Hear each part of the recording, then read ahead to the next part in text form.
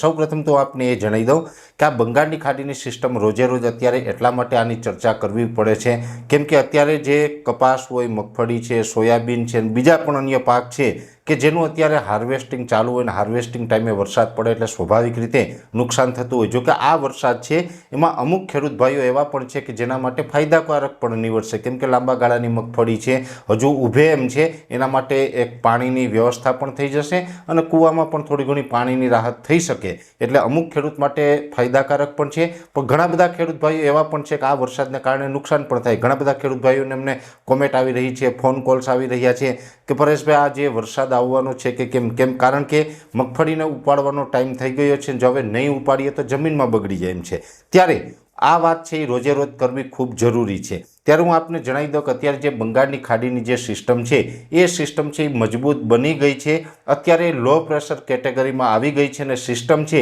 એ બંગાળની ખાડીથી જમીન ઉપર આવી છે. સિસ્ટમ છે એ વિજયવાડા અને વિશાખાપટ્ટનમની વચ્ચેના ભાગો ઉપરથી જમીન ઉપર આવી છે અને અત્યારે આ સિસ્ટમ છે એ પૂર્વ ભારત ઉપર આ સિસ્ટમ છે એ સક્રિય છે.